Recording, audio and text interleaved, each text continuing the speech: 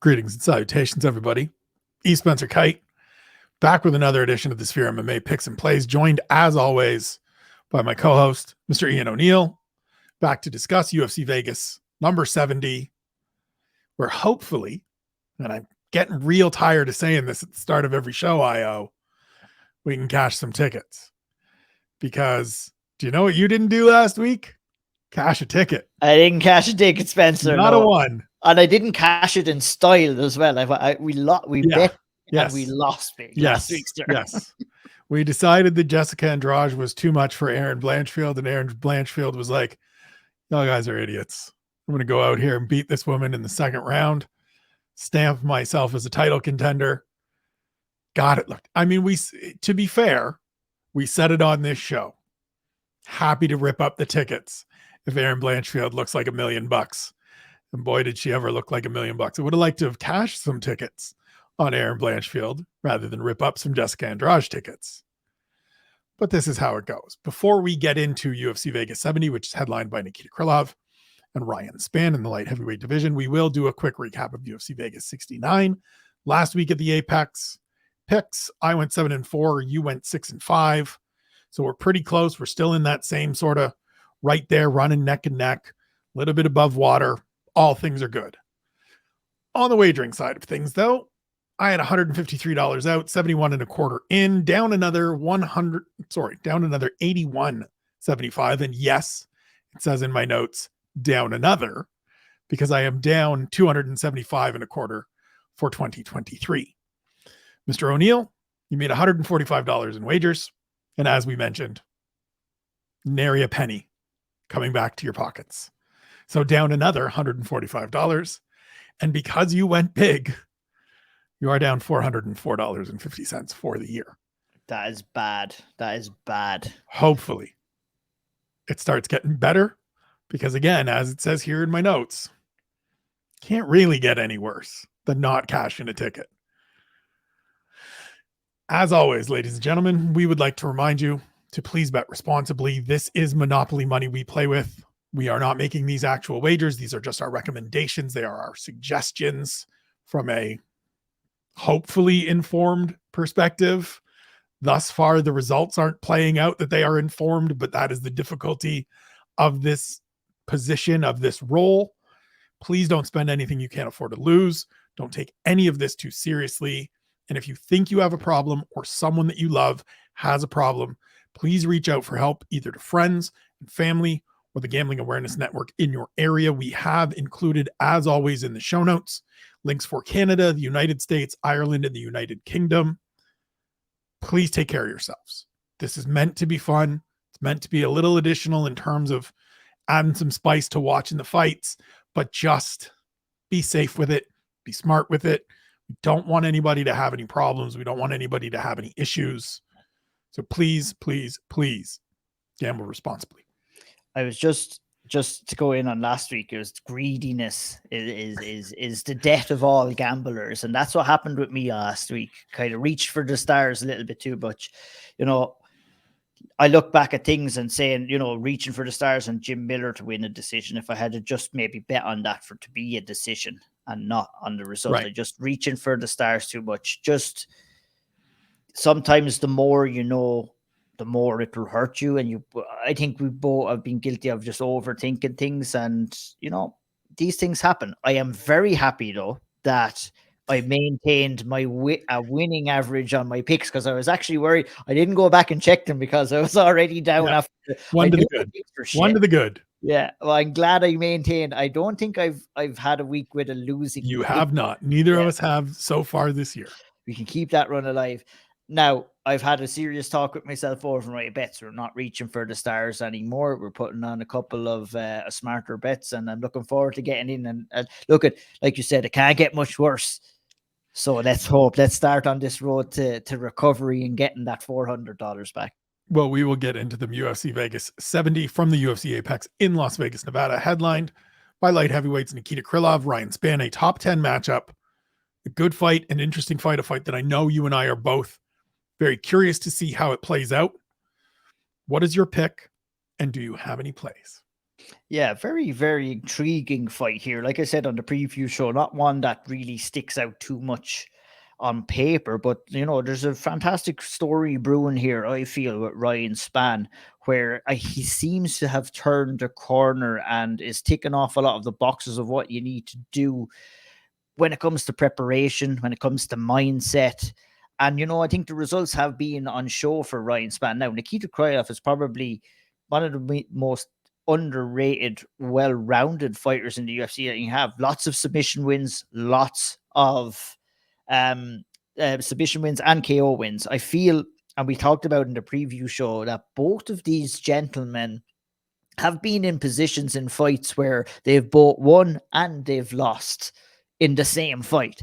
Now, that doesn't bode too well for picks and plays, really, to be honest. But I have gone for a pick, and my pick for this fight is Ryan Spann. I do feel, like I said on the previous show, I'm buying into his new mentality. I'm buying into the performances that we've seen, and I just like to think that he has the mentality that this run is probably one of the last that he can prove to get to the top of the light heavyweight division. A loss here is a big deal. He has the chance to go in there and beat the number 6 guy, and now he'll be looking at facing top 5 opponents from this, and that's a huge motivational factor for me for Ryan Spann here. I feel Krylov is there and has remained there, but I feel that Ryan Spann is on an upward trajectory. That's why I've picked him, and I've actually went for him in the play as well. $20 at plus 140 as the underdog for me is a good bet, and I've just gone for that bet. I'm not just for him to straight win, no messing around, and just a small $20 bet. This should get me back 48. We're going to try and slowly but surely get back up a little bit of profit here. Even if it has to take me 6 or 7 events, I need to I need to do it more so than anything else. So all of what you said are things that I echo. You asked me on the preview show if I thought the odds for this fight were about right, with Nikita Krylov being a bit slight favorite, Ryan Spann being a slight underdog. And I told you then what I will tell you now, like Ryan Spann being the underdog, I too have a $20 wager on Ryan Spann to win at plus 140 to return that 48. So we are in lockstep there. But I'm also getting a little greedy because I've got $20 on Ryan Spann to finish at plus 162, which returns $52.40. Just a little extra sprinkle of $10 on Ryan Spann to finish in round 1 at plus 400, which would return $50. So all total for me in the main event, it's $50 out. And if Ryan Spann wins by stoppage, it's $100.40 coming back. And if he gets it done in round 1, it's $150.40 back. I think he just has more tools. And I, like you, buy into, believe when he told sort of, I forget who it was that interviewed him after the Dominic Reyes win and said, like, what's clicked for you? I think it was maybe DC. He was like, I'm training now. It's not that he wasn't training. It's that he used to live 4.5 hours away from Fortis MMA in the Dallas-Fort Worth area. Now he doesn't, now that distance isn't there. He's moved to Dallas. He lives in Dallas. He's been there for a little bit now.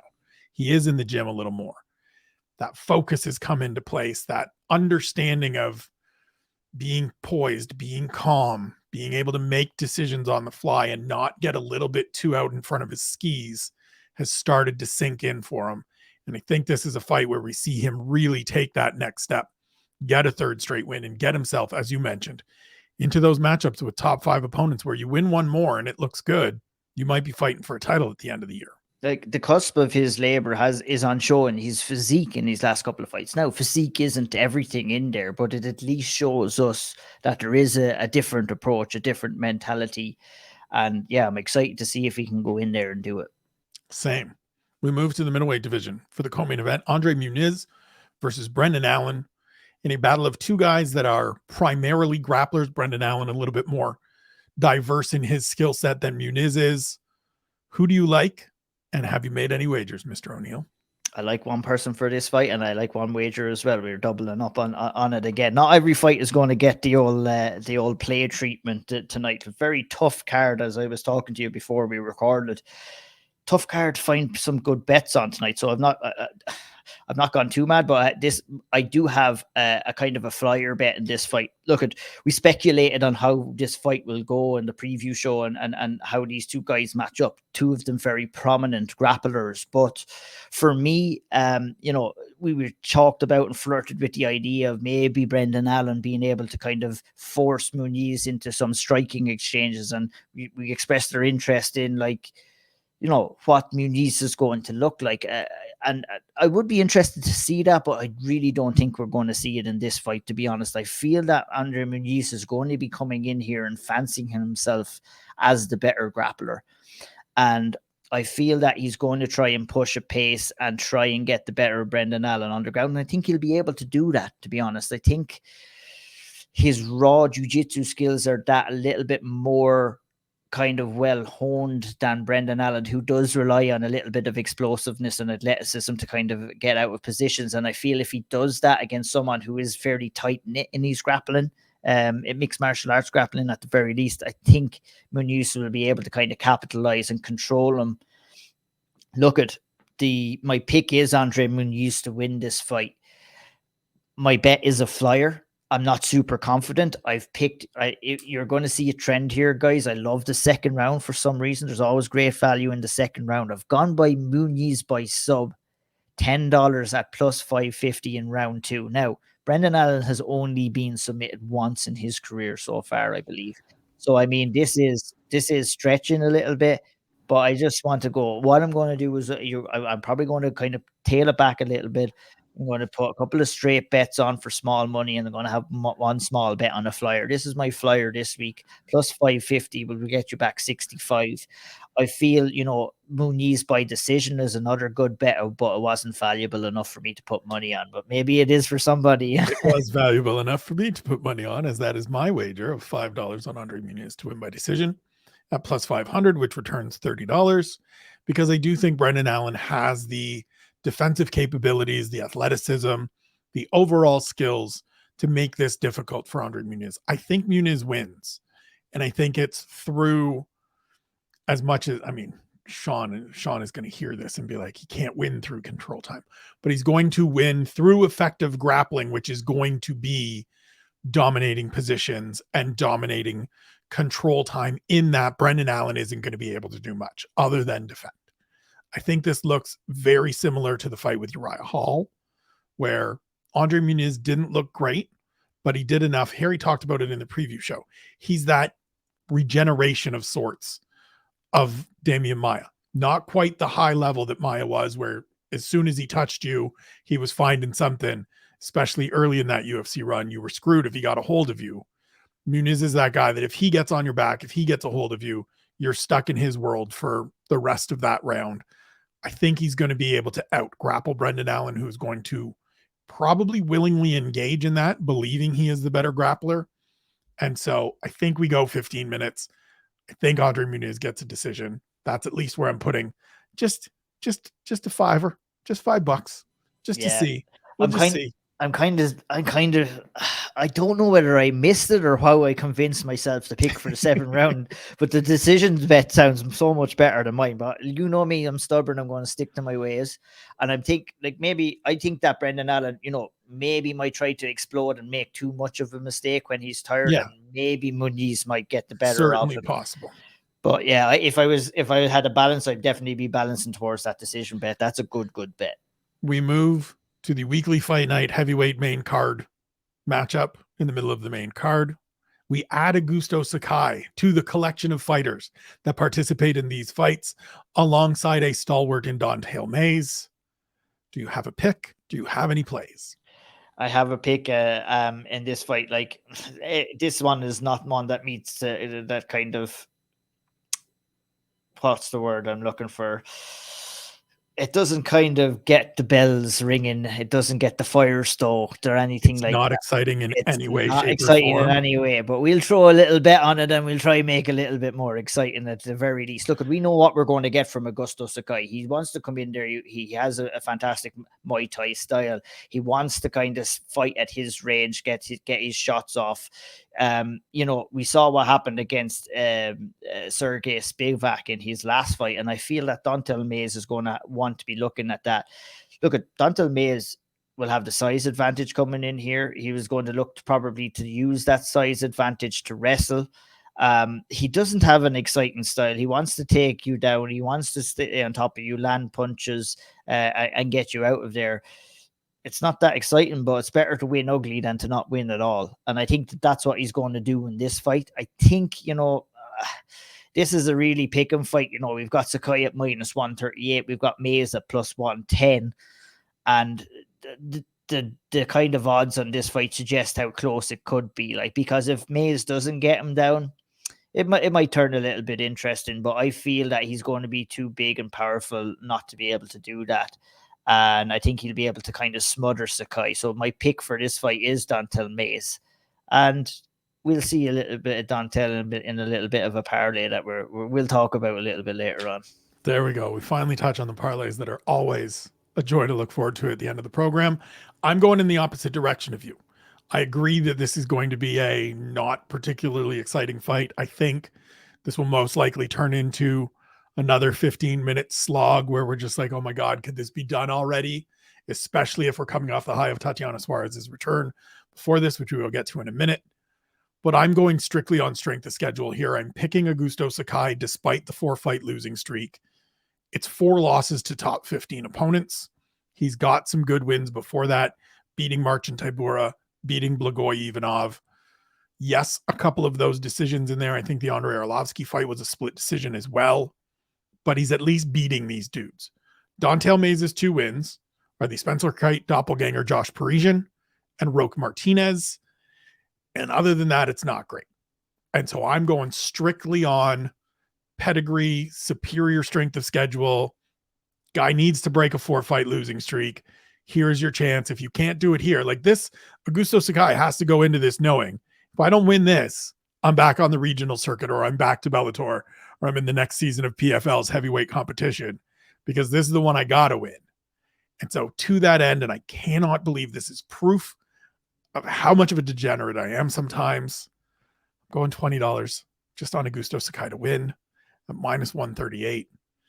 It returns 34.54. I just think he's significantly better than Dontel Mays, who I haven't been impressed with. He lost his last fight to UFC newcomer Hamdi Abdel Wahab, who then, of course, popped hot for something, and it's so subsequently been overturned into a no contest. But that was a fight that was sitting there for Dontel Mays to win, and he couldn't. And I just think Augusto Sakai, big burly dude, come forward, put some hands on him, get him out of there maybe, and if not, be able to just grind out another one of those ugly kind of wins like he got earlier in his UFC run before the losing started. I can't argue with any of those points at all. I feel that that's what the UFC have set up to happen in this fight, because they want Augusto Sakai back in there in the mix and winning again. You need Augusto Sakai as the placeholder in this division. Yeah, and I say all of that, and I still go with Dontel.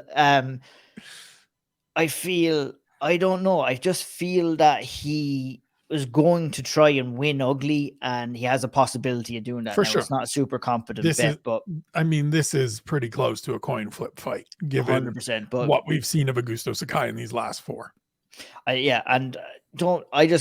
get these thoughts in my head, and you know me, I stick with them, and I watch the tape, I make my decision on the pick, I make my decision on the play, and we'll stick with it. We'll stick with good old Dontel and his shit stand-up and his heavy top control. We will see what happens. We move to a fight we are both very much looking forward to. As I teased earlier, the return of Tatiana Suarez after nearly 4 years away, moving up a division to flyweight to take on Montana De La Rosa.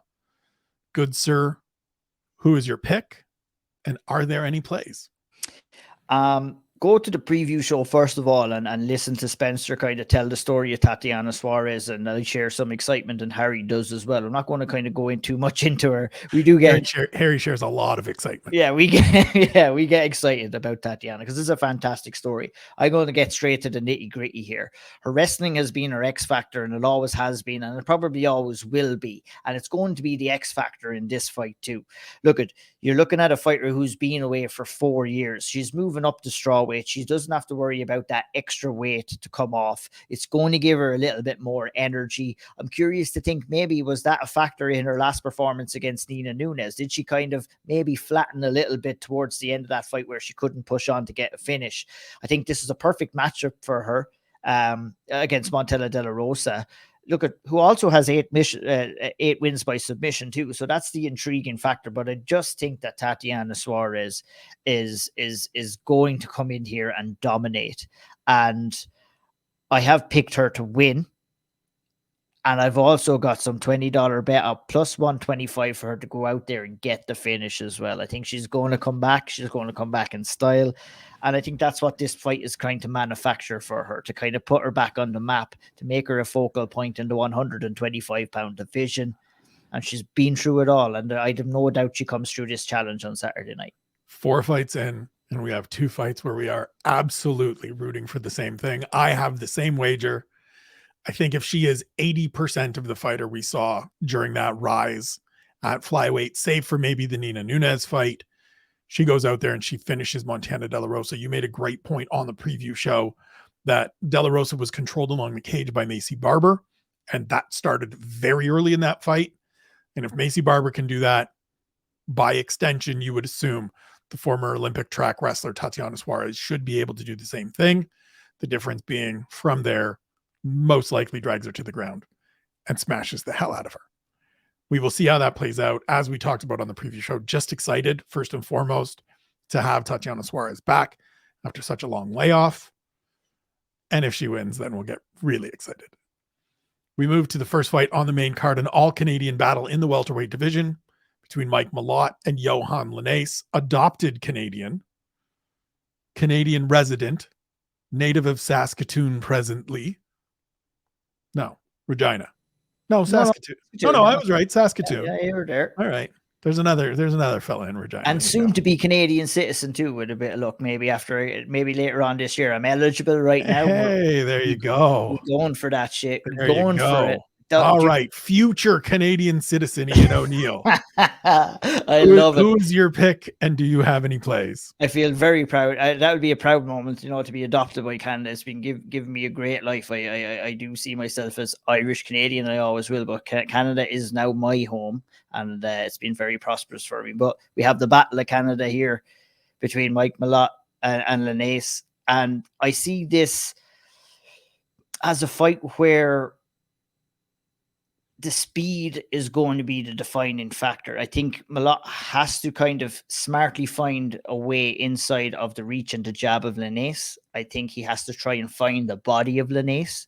I think he has the ability to do that, but he needs to be patient here.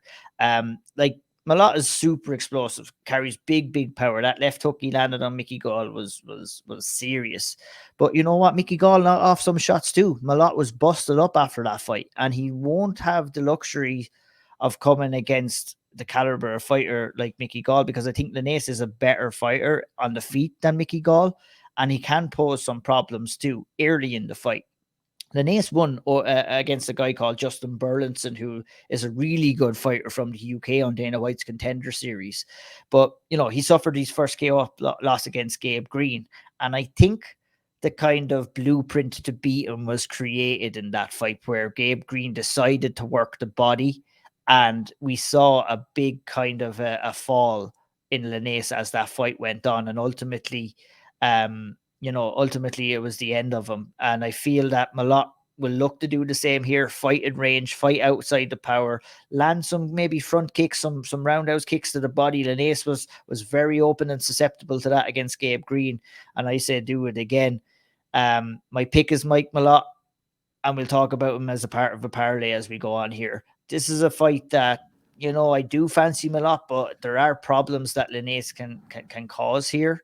And, he's a good value as a plus 180 underdog, but I'm not confident enough in him to do that. To be honest, I'm more confident in Mike, but I'm not also confident enough in Mike because he is still a little bit green. He still is a bit new on the scene as well in the UFC.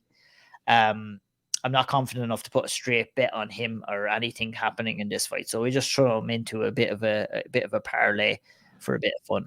For sure. I tend to agree with you. I'm leaning Mike Malott as well. I'm picking Mike Malott as well, I should say. I think speed and athleticism are the difference makers in this fight. We saw that with Linnaeus in the Gabe Green fight. Gabe Green comes out as just the quicker, more dynamic of the two. Mike Malott, not the best athlete in his family. His kid brother Jeff plays for the Winnipeg Jets.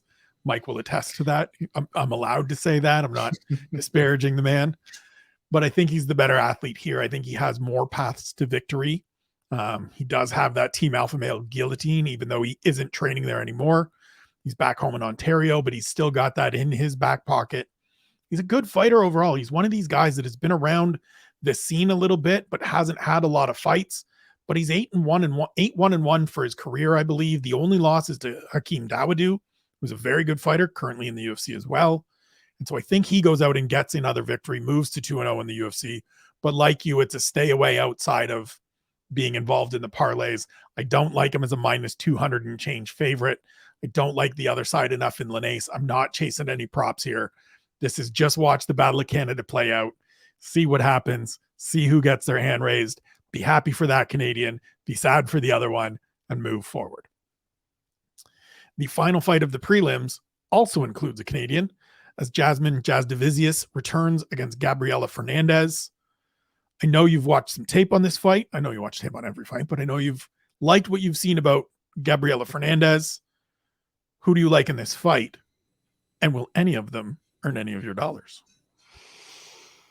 No one is going to earn dollars off this fight because while I'm looking forward to this, I'm looking forward to seeing Fernandez come in here, a former interim featherweight champ. She won that title before she moved over to the UFC. She's a big ass 125er, Spencer. She's huge for that weight. 7-fight win streak coming in here. Really good boxing. I believe she's a coach in boxing and has probably fought a couple of boxing fights as well. Great distance control. When she gets taken down, she's not all that comfortable on her back, but she's not completely out of her depth either. And she does have a couple of sweeps and she does have ability to get back to her feet. What I love most about her stand-up game is she has a beautiful left kick to the body.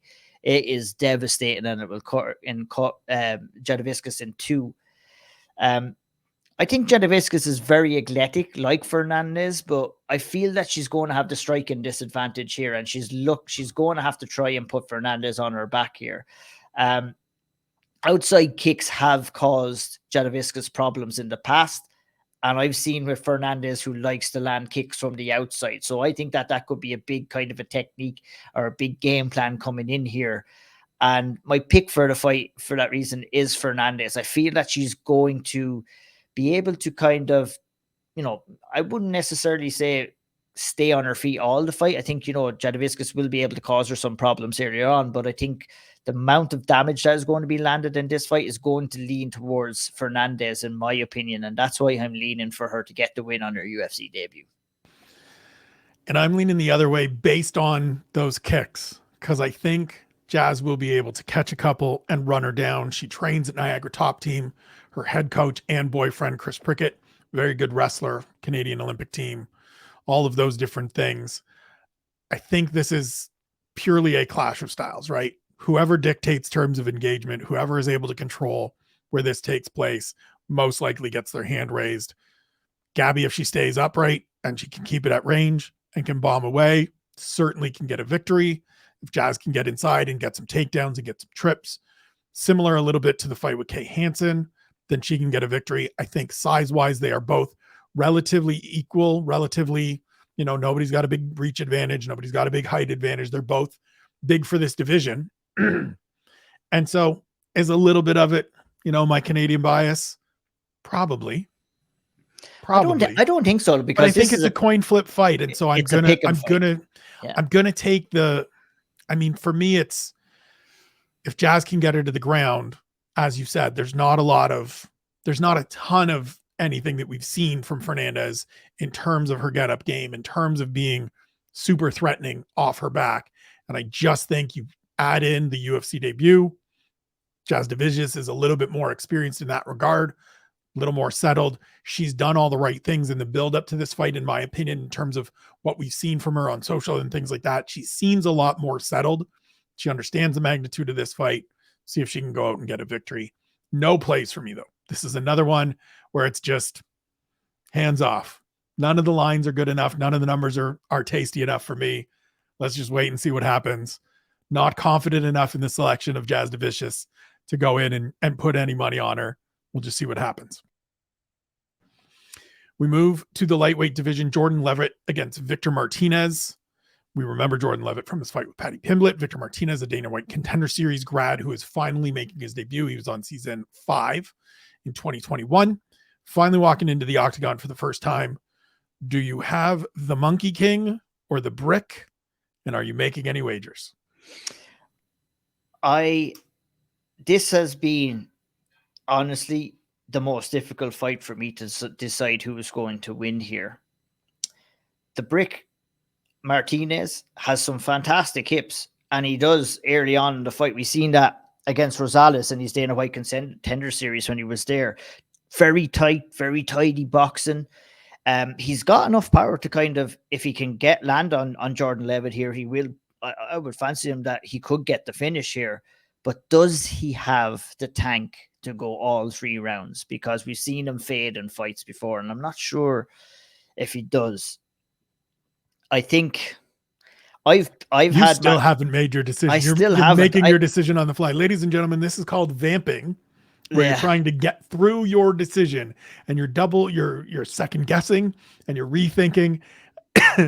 And this is being the pressure is on you to make a pick, and you're still not fucking sure.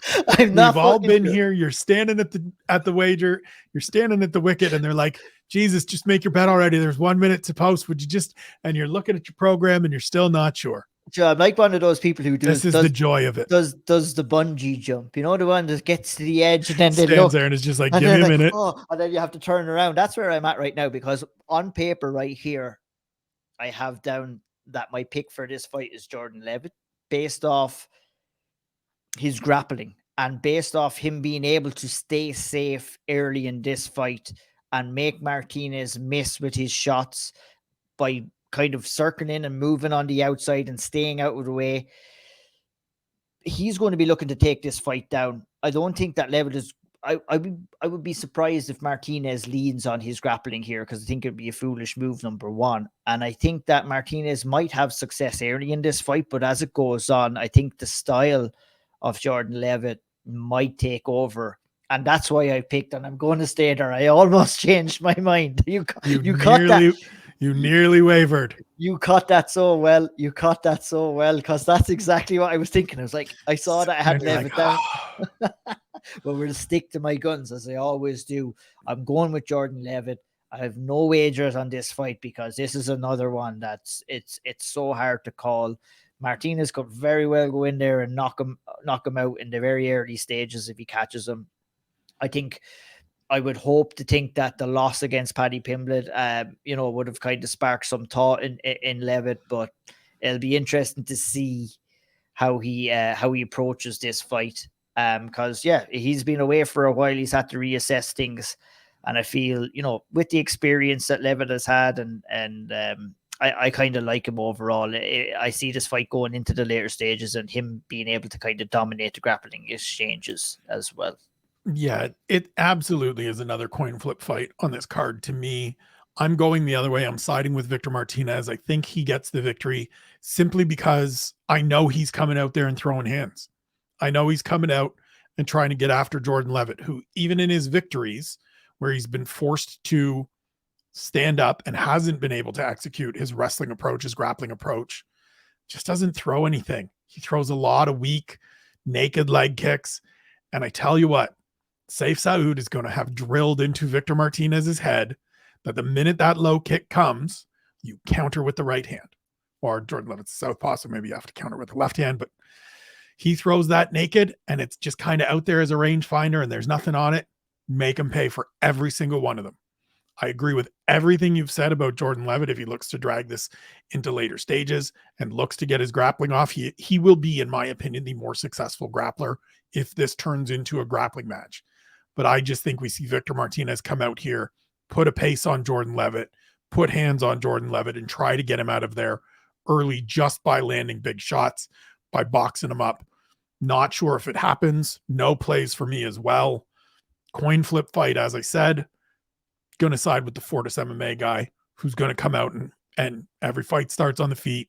He's going to have a chance to touch Jordan Levitt up, and we'll see how it goes. I had a feeling coming into this week that we might have a difference of an opinion. I was unsure, and we have. This is probably the most we've seen other going against each other since we started doing the show. So it's the type of fight night that we have. Though it's like all of these fights are just straight down the middle. You can look at the odds yourself. There's nothing between these fighters. It's so hard to pick, and it's the kind of thing where you want to be even like I would love to maybe do a live betting show where we're like, jump on these live prices because we can get maybe see follow Ian O'Neill on Twitter on Saturday at O'Neill MMA, and he will fire out his ideas of who to bet on live as we're going. There you go, but probably don't follow that. I will be busy writing recaps and stories for Severe MMA, but yeah, it is. It's a competitive card, and it's one of those events where I expected us to have some differentiation in our picks. We've already had a few of those. I think we'll probably have a couple more on the way out of here before we get through these last 4 or 5 fights. Everything is pretty close. You mentioned it a couple times already. We talked about it when we were getting ready to do the preview show. There's not a lot of wide odds here. There's not a lot of, minus 300 and plus 250s. You've got one overwhelming favorite in Tatiana Suarez, and everything else is pretty close. And so in those instances, you're going to get Ian and I disagreeing. You're going to get us on either side of things. You're going to have some where we're in lockstep as we had early on, but this is how it's going to go. So we go to the lightweight division, Joe Solecki against Carl Deaton III. How do you think this shakes out? And did anybody draw some money out of your pocket? In this fight, no, there is no money that's drawn out. This is actually another fight that is kind of favoring a bigger favorite in minus 550 in Joe Solecki. I think we know what we're going to expect from Joe Solecki. He wants to take down. He doesn't look comfortable striking. His striking is getting better, but it's still not great, to be honest. He has 7 wins by submission, and I can see no other route to victory here than if he takes the fight down. Very active off his back, but I don't think he's going to find himself on his back all that much in this fight. Deaton the third, what my note here he has fought in some impressively named organizations against some unimpressive competition. And I'm going to have to, I wrote that note down. Would you care to read some of those names? Yes, I would, sir. That's why I wrote it down, because we're going to take you through Raging Warrior Promotions was one of them. Driller Promotions, another one. Let me go up here a little bit. There's a couple of more dingers up here at the top. Berserker Extreme Championships picked up a first-round Darstroke win in that against Chris Haney. Fair play. BXE Destroyer as well. Berserker Extreme Championships. If Berserker Extreme Championships, Spencer, wasn't enough, let's put the Destroyer. The subtitle Destroyer. Exactly. Yeah. So look at NATO Extreme Warriors is a fun one. Yeah, Total Warrior Combat looks like an arena that you would have fought in Street Fighter 2 or Tekken back in the day. And I always enjoy Big John's MMA. Absolutely. But I think this is a fight that Joe Solecki should be winning. There has been, I'm not going to lie, there's no tape on Mr. Deaton here. I tried, I couldn't really find a whole lot. Based off his record, like I said, he has a good win over Justin James, who has fought in the UFC, I believe. And that's his best win on record. And I feel that Joe Solecki has a lot better wins on his resume, is a better fighter overall. And I expect him to go out there and get the win. And I think the only reason why I didn't pick a play on this is because there's nothing really that's standing out to me, really. Yeah. Even the finish is at minus 125. Last time I looked. And so to not be getting plus odds on a finish, I'm in the same boat. I think Joe Solecki should cruise. This is one of those fights where it's like, but if he doesn't, that's going to tell us something. And as you said, the striking hasn't really caught up to the grappling as much as you would like after 5 fights in the UFC. Chance to see him again, chance to get another victory, keep moving forward, but also one that feels like a little bit of a trap fight potential. And so for me, it is a complete stay away as well. He's in obviously my prelim parlay and my full card parlay that I make every week for $1. But other than that, it's a stay away for me as well. We move to the flyweight division, a fight I know we are both looking forward to. Ode Osborne versus Charles Johnson. It's actually a catchweight fight. Charles Johnson took this on short notice. They are competing at 130 pounds, I believe. Who are you picking? And who are you putting your money on, if anybody? In this fight, actually, my pick, I had seen it, but I had forgotten it, and I didn't realize it was at catchweight until you said it there. But I remember I'd heard it in the news, and it actually makes me more confident in my pick, which is Charles Johnson in this fight, because look, we spoke about Ode Osborne. We spoke about this fight in a little bit of detail on the preview show. Ode Osborne, quick on the feet, is great front kick, very explosive. I have to call out the greatest DC moment of all time in his last fight with Tyson Nam, where DC was saying, he's winning this fight, and then 1 second later he was knocked out unconscious on the canvas. So yeah, a bit of an egg in the face for DC there, and Bisping wasn't afraid to let him know that either. I said 1 point on the and Harry kind of suggested it as well. I think what we see in Ode Osborne is a guy that has lots of head movement, has lots of arm movement, but his footwork doesn't follow at all, and it's gotten him in a lot of trouble. I think he gambles too much and stays in the pocket and relies too much on his power with wild winging shots, whereas that he can be countered quite easily here, and should be, by Charles Johnson with just plain straight shots in the pocket. Now, if you're Charles Johnson, you're not going to be wanting to stay in the pocket and making that risk against Ode Osborne in this fight. Ode Osborne is vulnerable for a takedown, and I think that Charles Johnson has the ability to take him down at will in this fight. But obviously he's going to have to get his reads and everything at the start, and maybe let Ode Osborne burn off a little bit of steam. Charles Johnson has the much, much, much better grappling here. We talked about it on the preview show, Spencer, about how good he looked in defeat of Muhammad Mokaev, a guy who takes guys down at will. He was able to get back up to the feet. He always remains calm, always remains composed. And, you know, his striking is crisp. It's crisp, it's smooth, and he lacks a small bit of power. But you know what? He can kind of wear on fighters as the fight goes on.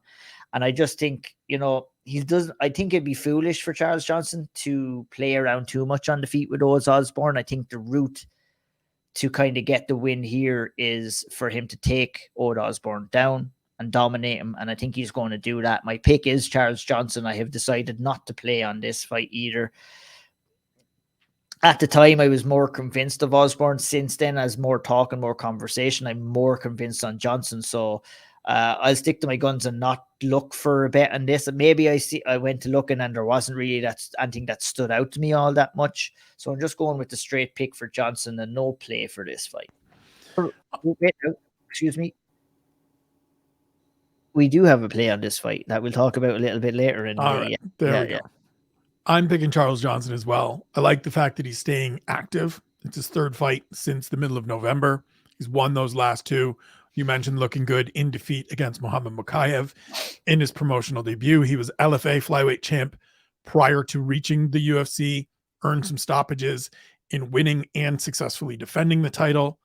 So he's a guy that I think is starting to come into form to be a very good veteran sort of stalwart in this flyweight division. Ode Osborne, when he loses, he gets finished. And so for me, I got $10 on Charles Johnson to get a finish at plus 175, returns 27.50.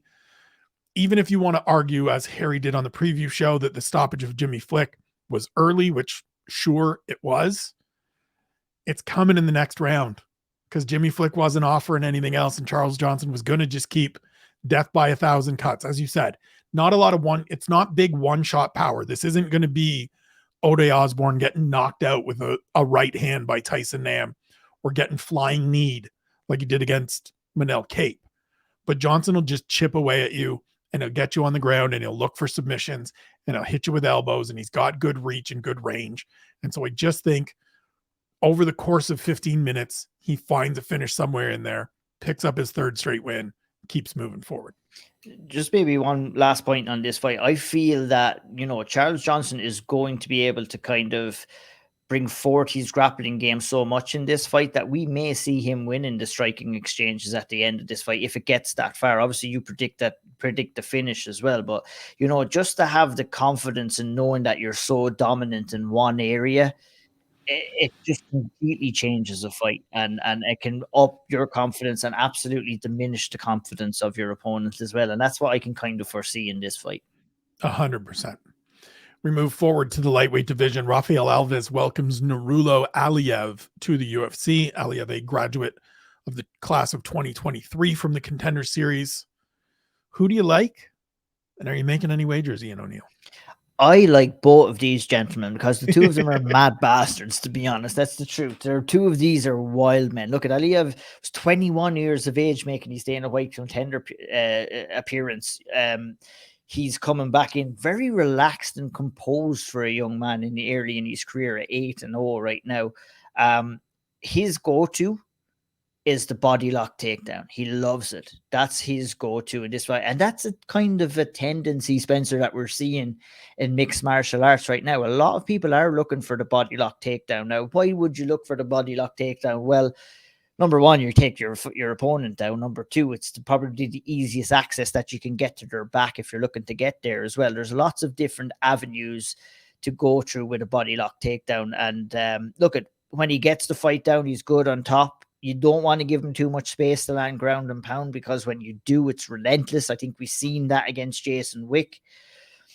And not what I want to say after his win, when he goes over to Dana White and he starts shouting, "Next week, I ready next week." That should be his motto after every fight that he wins. That's what he should get on the mic and say. That's how you remember a fighter in the UFC. We've got a shit ton of fighters. You got to make your gimmick. You got to stand on something. And I hope that he makes that. I ready next week. I love that attitude for a guy of in his early 20s. But he's and there's a but. He is coming in here against an absolutely solid fighter, Rafael Alves.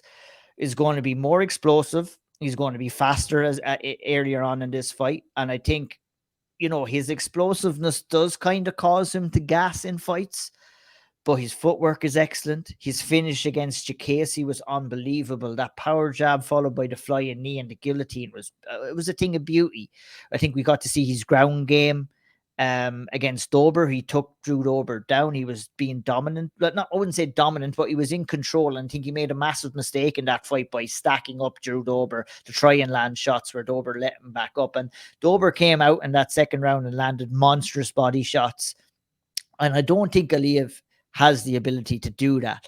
I think, you know, Alves has that kryptonite. He does gas. You can make him gas, but I don't think he's going to be able to land those heavy shots that Drew Dober has. And I just think that Alves is going to be the better guy here throughout. I can foresee a completely dominant performance from Alves. I can see a somewhat dominant performance in Aliyev if it gets into maybe the later second round, third round. But overall, I just think that Alves is a live dog here at plus 162.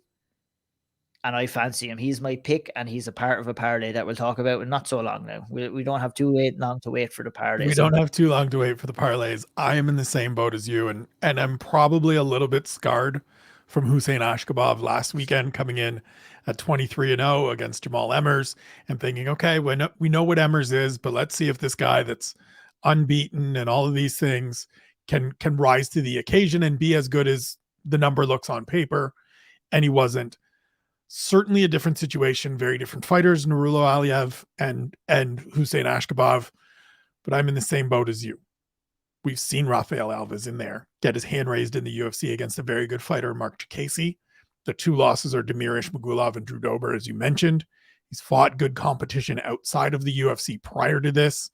He is an explosive guy that, as much as Aliyev is going to look for takedowns, if he makes a little mistake and leaves that neck exposed, it's getting wrapped up. And he's getting his first loss. And so I'm like you, selecting Alves. I also like the live dog element here. So $10 on Alves to win at plus 162, returns 26.5. Just a little underdog wager, a little dog play here. If you're picking a dog for the night, this is my favorite dog of the night. I think this is the one that has the better chance of winning got a couple other ones. Obviously, I picked Ryan Spann in the main event. He's an underdog, but I think this one for me feels a little bit more like the more logical underdog play here, the safer underdog play, just banking on experience. It's hard to be 23 and unbeaten and show up for your first UFC fight and have this dude that's going to do 17 backflips and 43 laps of the octagon before they even introduce him, standing across from you ready to take your head off. Maybe that's the cause of his cardio Probably problems, the not the cause. body I mean, shots. right? Definitely doesn't help anyway. It's That's like for Michelle sure. Pahea. Suddenly you Yeah. stop being a mad bastard and you can go 15 minutes pretty well. Yeah, Who'd have absolutely. thought it? I think if Aliyev wins this fight, we've got one, because Yes. Alves is a serious Yes. customer in here, and I'd be excited to see if he can do it. I honestly don't think he can, though. Do you, before we get off this fight, I look at Nurullo Aliyev and like physically, visibly, I see young Khabib. Am I crazy? Like, it's not just that, oh, they're from relatively same regions, Tajikistan and Dagestan, but like he looks to me like a young Khabib. I'm not saying he fights like a young Khabib or he's going to be the next Khabib, but like just visually and physically, he looks like a young Khabib. And I was like, wait a minute, is this dude part of the family? Yeah, like it could very well be. I mean, you know, or like it's crazy. He does look like that, yeah, for sure. And Right. he kind of Right. he looks like Khabib, but has the tendencies of that of Maravdashvili, where There he's you go. a little bit of a lunatic about him as well, There you you know, go. and a bit of a madman. But And maybe so- that's everybody telling me that I look like Josh Parisian. Now I want to see who, I'm very bad for now I that. want to play the who looks like who game with the UFC fighters. I'm the who looks like who game in my life. I'm always trying to say he looks like someone I know, or I always try to kind of say, look at this guy looks like this guy or whatever. But I feel, you know, because Aliyev is still a young man, I don't think he's filled out fully into his body Right. yet. Whereas I think he might be a little bit outstrengthened here in this fight too, which kind of makes me want to pick Alves more in this fight too. So interesting to see. It's an interesting matchup, and it's going to be an exciting one too. These two guys are wild men. We move to the bantamweight division.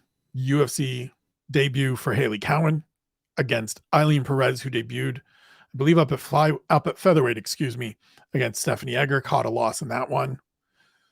Who do you pick in this fight, Ian? And I'm guessing there's no plays. You're wrong. Attaboy. Look at I think for Alien Perez, you're basically putting her in there with another Stephanie Egger type fighter in this side. She got absolutely dominated by Egger, lost all the grappling exchanges. She's going to have, Alien Perez is going to have the height, she's going to have the reach and the strength disadvantage in this fight, I feel. And she lost her UFC debut to Egger, and I can't see it going any other way against Cowan. Cowan is an excellent athlete. She's very strong in the clinch, a gritty fighter. She has 2 losses by decision, but I don't think she has anything to worry about in this fight. She likes to dominate against the cage. I can see her doing that for long periods of this fight.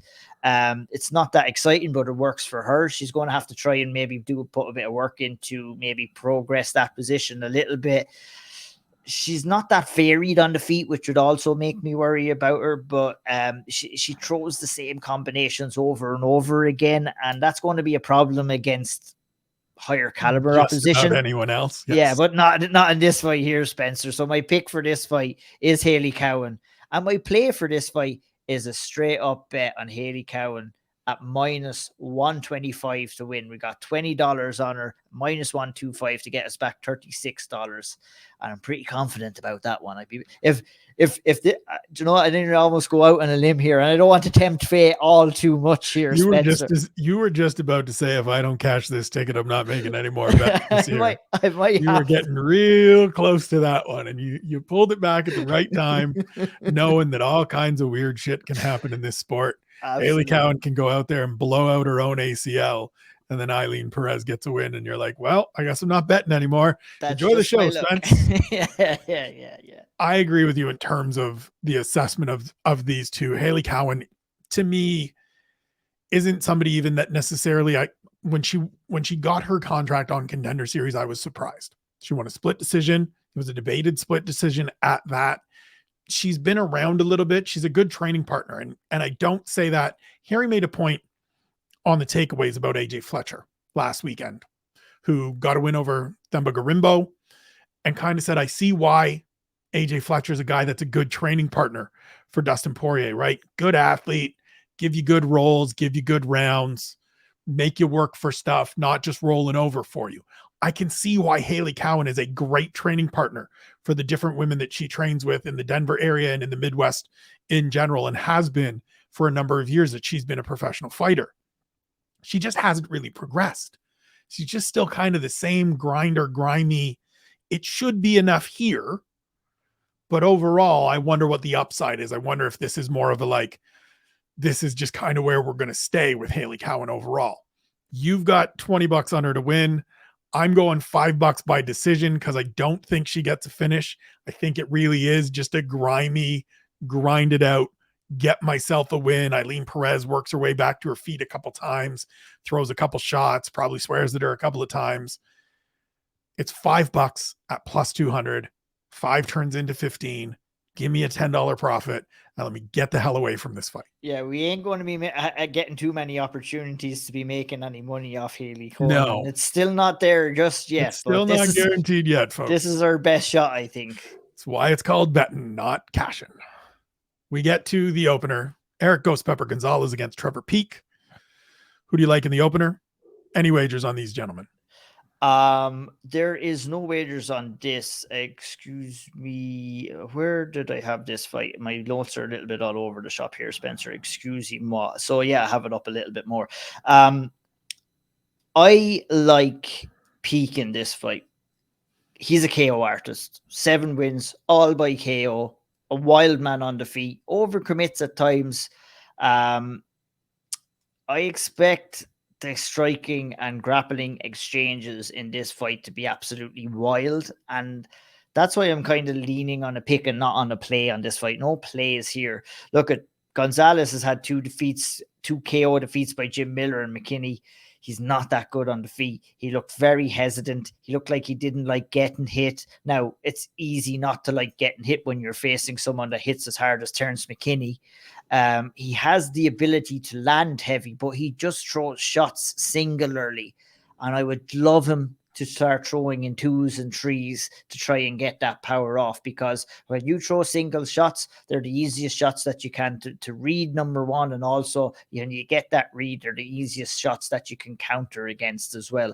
And I just feel that that's what's going to happen in this. I think for Gonzalez, he's going to be facing a step down in competition, but he's still going to be in trouble. He's going to have to be at his absolute best in this fight. I think power is the great equalizer. I think power will be the great eraser in this fight because Gonzalez gets hit. And I think that Peek has a bunch of cardio and a bunch of heart to get himself out of bad situations. And we did see him in quite a few bad situations in his fight against Lewis. I think that was in Dana White's Contender Series. So my pick is Trevor Peek to win this fight. Yeah, I'm going with Peek as well. And to make it as simple as I can, Eric Gonzalez has fought 4 athletes that are either in the UFC, have been in the UFC, or eventually progressed to the UFC over the course of his career. He's 0-4. Sometimes it's just as simple as that. Some guys are capable of being here. As you said, there's no shame in losing to Terence McKinney and Jim Miller, 2 very good fighters, one at the tail end of his career, the other still figuring things out in McKinney. But it also just showed that he's not a guy that is going to go through those really grimy parts, those really tough parts, where you got to gut some of this stuff out. And Trevor Peek, for whatever inexperience he has, for whatever lack of being on the big stage he has, the boy can crack. And he's going to come out and he's going to be slinging hands. As you said, Eric Gonzalez didn't look like he liked to take those shots from Terence McKinney. He doesn't respond in combinations. And I think Trevor Peek is going to find his chin. But I'm not making any plays because it's a newcomer against a dude that I don't have any faith in. So I'm staying the hell away. Which brings us to my favorite part of every show. Ian O'Neill, walk us through the parlays. Well, I cheat and call them a parlays. There's 2 do we call them trebles in trebles? I mean, I think they're still just parlays. Yeah, they're parlays. 3 parlays. We've got a little. Though I do appreciate the treble. Yeah, an old treble. It's hard come by at times. I'm not gone too adventurous in the names. We've got the underdog parlay and we've got the favorite parlay. And that's what we've gone through here. So my underdog parlay, I've gone with Charles Johnson. I've gone with.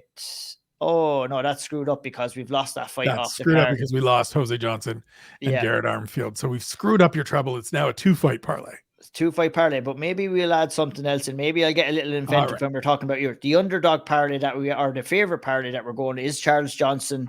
We're going with Fernandez to beat Judoviscus, and we're going with Mike Malay to win. That's $15. It'll get us back $77 there. And I'm going to come back with the underdog parlay, and I'm going to put Ryan Spann in there as well. And I'm just going to do a little bit of totting up. I'm doubling down on Spann, obviously enough. I have him to win straight up. We're going to throw him into the parlay as well to double my misery or double my gratitude for these gentlemen. But yeah, I'll come back with the odds for that once you're finished. Fair enough. I'm going to have to recalculate mine as well in terms of the overall and the preliminary card one, because as I mentioned, we lost the fight between Garrett Armfield and Jose Johnson. Not quite sure why yet. Just got a notification that the fight was no longer happening. But on the main card, it is 5 fights. My main card parlay is Ryan Spann, Andre Muniz, Augusto Sakai, Tatiana Suarez, and Mike Malott. Combined up 5 fights, 5 winners, $1 plus $8.85 returns $8.85. Look, I'll take a nearly $8 profit. I haven't cashed one of these yet. This is the lowest odds they've been for a main card parlay, and I still haven't cashed one yet. So let's see. On the prelims, I've got Jasmine Jasdavicius, Victor Martinez, Joe Selecki, Charles Johnson, Rafael Alves, Haley Cowan, and Trevor Peake. I will have to rerun the numbers in terms of getting the numbers for that out, but that will be in the plus 10,000 range-ish because we're losing Jose Johnson, who I liked as an underdog.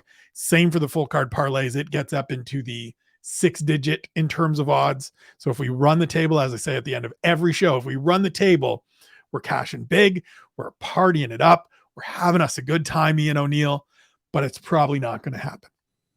Let's not get our hopes up, Spencer. Yeah, I think no. just I'm to not banking on that one. No, definitely. If you were to bet for us not to get our hopes up, that'd be a good bet. That would be a very good bet. Just to come back in on betting advice you get on this show. Absolutely. We're gone with Ryan Spann as the underdog, Dontel Mays and Alves. $5, Spann plus 140, Alves plus 162, Mays plus 110. I thrown $5 on this out of interest just to keep interest in the fights. I'm not too confident about this one. Hard enough to get a winner up, let alone 3 underdogs on the card, Spencer. You know that as well as I do, but this has been fun as always. As we said at the start of the show, it can't get much worse when it comes to not cashing a ticket last week. I hope you cashed something this week.